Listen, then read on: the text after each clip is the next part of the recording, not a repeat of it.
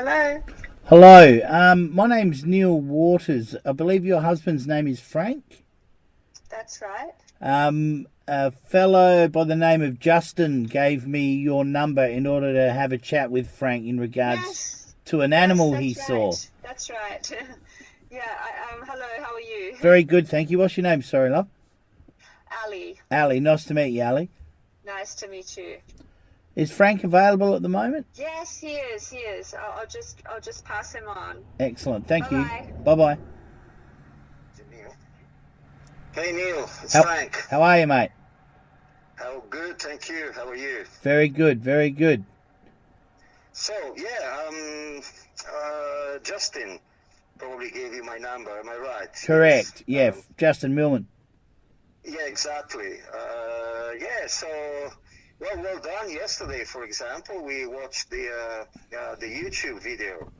Yeah, we're still on the fringe on that one. Still haven't had a chance to see it myself, but we're hoping Okay. that people move forward with it. But I've been sitting on the info for ages, so Wendy was happy to say something about it, so I put it together and see what happens. Well, I mean, I'm telling you, we were shocked to see that the beautiful photo of the lower jaw of a juvenile thylacine. I mean, that's really powerful evidence. Yeah. If they bring it out I can't do anything unless they decide they want to bring it out in the open, so. That's right. But yeah, That's right. time will tell. I'm not banking on it. I just got to keep moving with this stuff because there's been many stories about relics before in the past, and none of them have ever come to fruition, unfortunately. Yeah, I know. Even though I believe that they were all genuine stories, it was just the fact that the circumstances didn't come to play, I suppose. Yeah, you're right. Always like you don't have a phone with you, or you don't have a camera ready when you have a sighting. That's what happened to me as well. Yeah. How long ago was your sighting, mate? Okay, that was on 2 mornings. It was exactly the 19th and 20th of May. This year. This year, yes, a couple of months ago. Awesome. And Whereabouts? yeah, okay, Okay. Yep. because I'm a gold prospector. Okay. Yep. So I was going early in the morning, getting up at 6. And about 7, say 20 past 7, something like that, I would be in these areas, the so-called GPAs, where you can, they're open to the public, and and you can go and detect. So the first day, it must have been around 7:20, 7:30, and I was right on the back of one of these massive GPAs, these massive pieces of forest, areas of forest. Yep. And I turned to the left with my car. I was in my car, and I had in front of me a long stretch of dirt road. But it was nice because it was straight. Yep. So basically, as soon as there was like a turn off on the left, and I could see this long stretch of road in front of me, and I must have traveled about 50, maybe 100 meters, when all of a sudden, in the distance, maybe like let's say 100 meters, maybe less, 70 meters, I saw this black silhouette in the middle of the road, okay? Kind of still there. And it was of a, say, canine sort of form, medium size. And see, the point is that it was nothing that I've ever seen in Australia. Yep. This animal basically just kind of looked at me, realized that I was coming, and turned ahead and walked away from the dirt road into the bush, into the forest. Okay. But you see, I remember that night I called my wife, Ali, and I told her, sorry, can you talk to your dad? And because my wife's dad worked in the 70s and 80s building roads. He worked in many remote areas in Australia.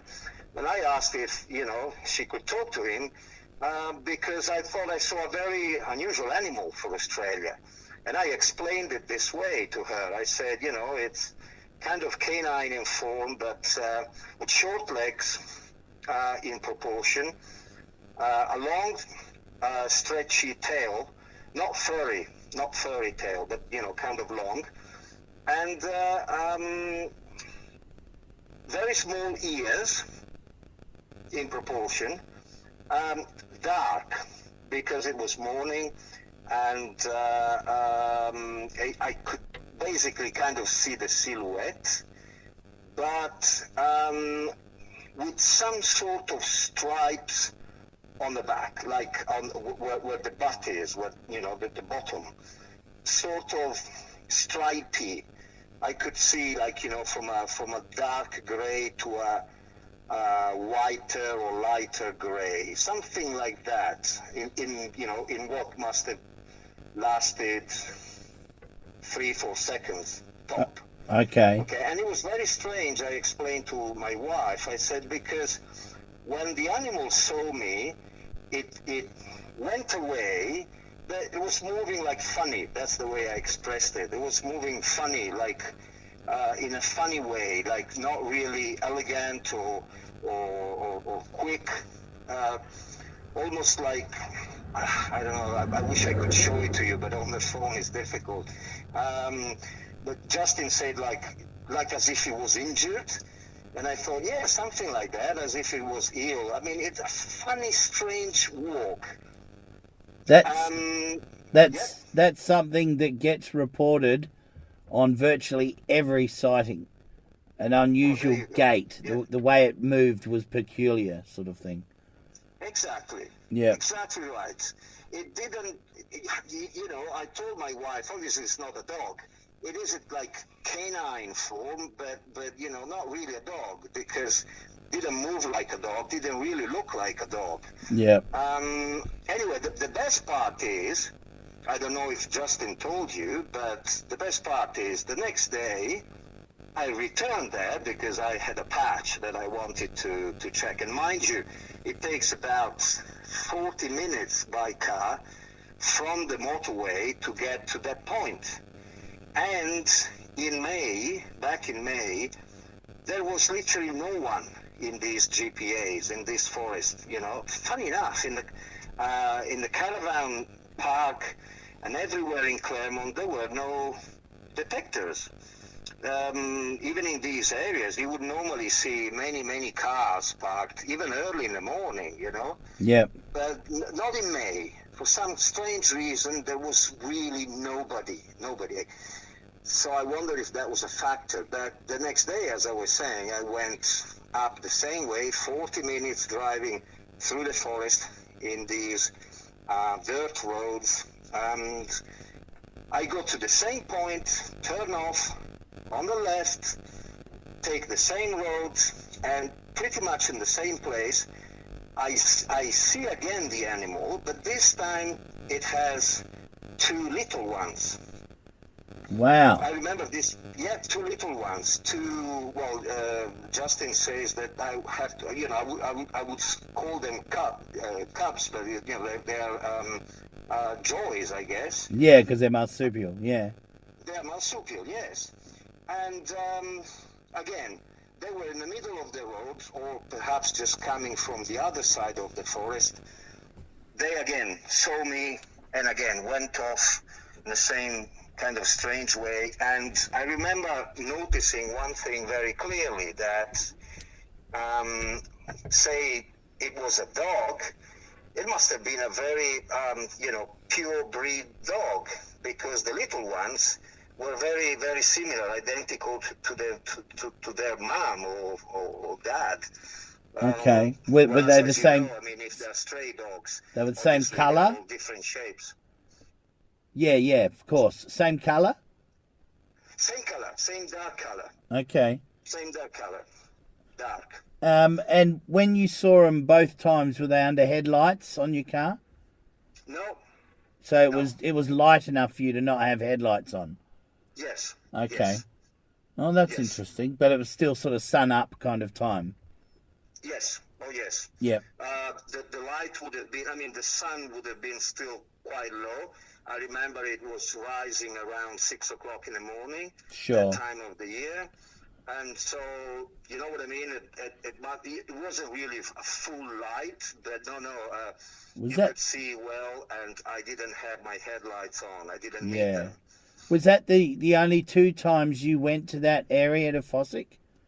No, I went there other times on the same trip, but probably like a week later, and always around the same time, but I haven't seen them anymore. Okay.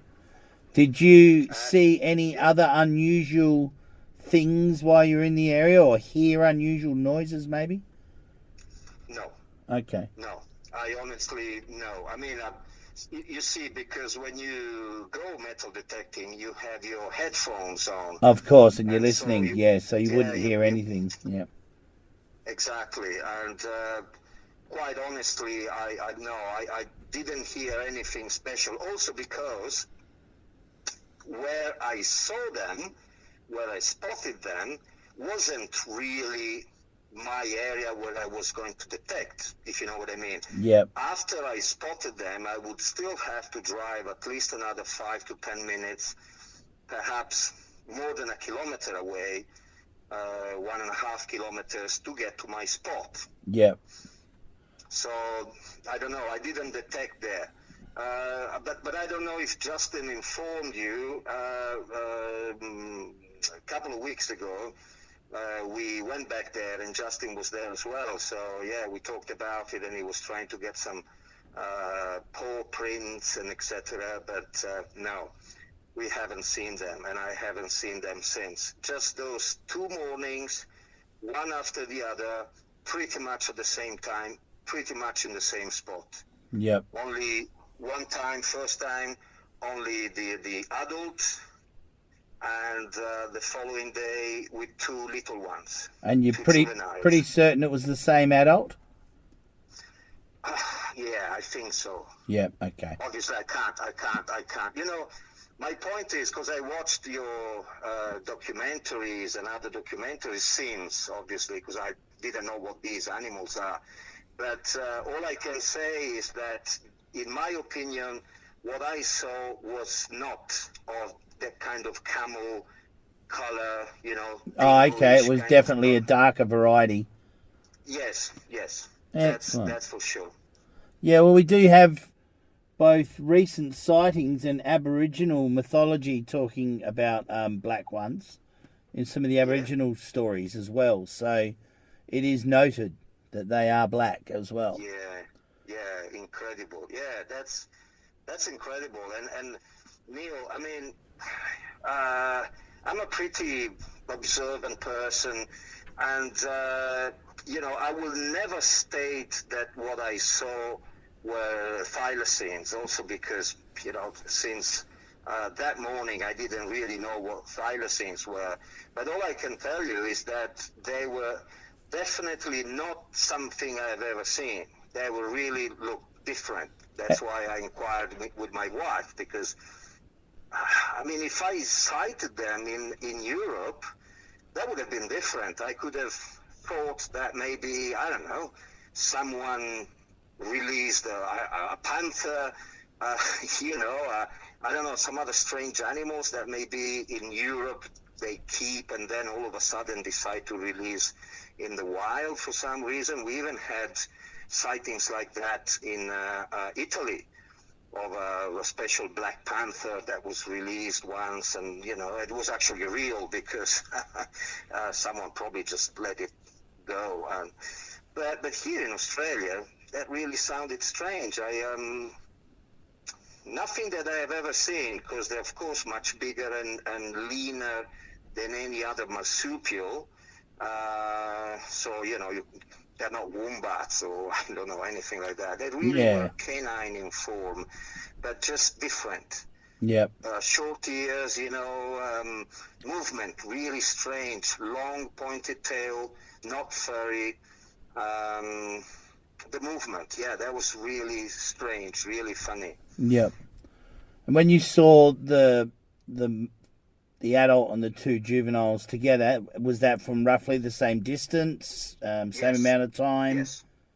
Yes. And what was that distance from your camp? 50 meters or less? I would say between 50 and 100. Okay. They were not very, very close, and that's probably the reason why I was able to see them, because they seem to be very, very wary. Yeah. Wary, So, like I said, there's a 90-degree turn-off. So basically, you are on one stretch of dirt road, and you turn in an angle, 90-degree angle, to go through this gate, and you go on to this long stretch of straight dirt road. And that's probably why they didn't see me coming, Yeah. But as soon as I drove for 10, 20 meters, they realized I was coming. And so then they moved away. Yeah. Well, that's excellent, Frank. I really appreciate your information. Have you ever seen anything else unusual out there in the bush at all, or? No, really, no. No? I mean, I've seen, unusual, no. How many years you been in Australia? How long? Yeah.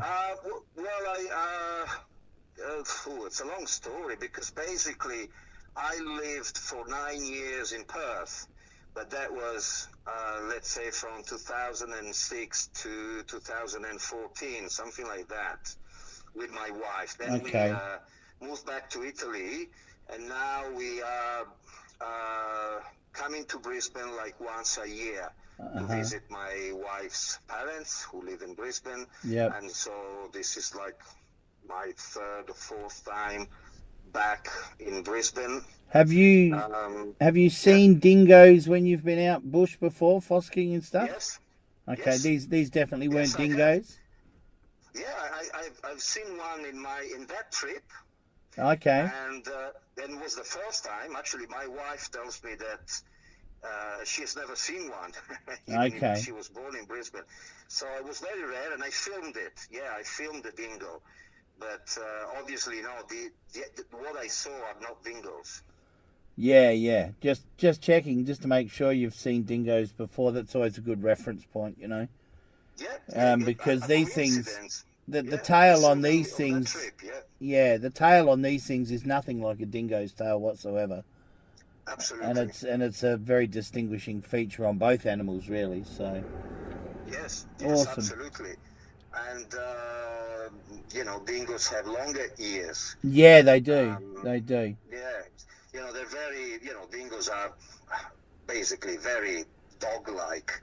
But no, the things I saw were really unusual. Okay, very lean, with these small ears and kind of short legs in proportion.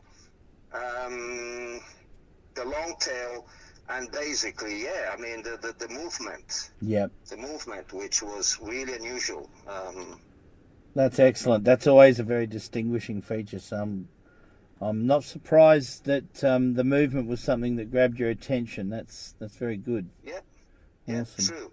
And Justin informed me, because I didn't know that apparently there were few sightings in far north Queensland, up north, but there's sightings right through Queensland, actually, but yeah, there are quite a few up the further north you go, but they are in the southern parts of Queensland as well. They're in the border ranges. That's right. Yeah, but you basically told Justin, I believe, that there have been sightings in that area as well, Clermont. I mean, Yes, yes, yeah, not that's far from there at incredible. all, actually. Incredible. Yes. So there's obviously enough country out there for them to still hang on. You know, without there's still plenty of roos up in that country when you get into some of those mountain ranges. There's lots of euros and stuff. So plenty of Yeah. food for a big predator. Yeah, I remember that, for example, when I was there 2 weeks ago, last time prospecting, Justin told me that he spoke to a metal detectorist, a gold prospector's wife, about the sighting. And apparently Justin said that she just nodded her head in a kind of normal way. And so Justin asked, sorry if I asked, but I saw you, nodding, I saw your reaction. So do you know something about these animals or these things? And she said, oh, well, yeah, I mean, people say that they have been seen here. And she said, I spoke to a long time ago to an old prospector, nearly, 90 plus something years old, and who told me that he knows they are there, that there's Tasmanian tigers out there Yep. in the same area. I mean, it's a massive area, but in there. So even Justin was very surprised by this episode. Yeah, a lot of the people that are in these areas don't say much, but they see plenty, Yeah. So Yeah. I'm not surprised there. Are you okay with me releasing this as an interview on our YouTube channel, mate? Absolutely, mate. Excellent. Absolutely. No worries. Thanks for that. I might take out the exact I'm not worried location. about anything. I know what I saw anyway. So, Yeah, absolutely. Look, I'll just take out the exact location because it's a very recent sighting. Yes. But other than that, I'll leave it all the same sort of thing that the interview say. But yeah, that's awesome news. Fantastic. You still going to be fossicking in that area again in the future? Oh yes, absolutely. Well, tell me, just out of curiosity, was there a creek near where you saw it? No, an active creek. But a dry creek bed? No, I wouldn't say that actually. No, I mean that area is obviously. Well, it's a complicated question to answer because there are gullies, deep gullies. There are many creek beds, all dry. Yep. And big ones as well. I mean, I would say within 400 meters. Yep. From where I spotted them, but dry. Like gorges and stuff. Yeah.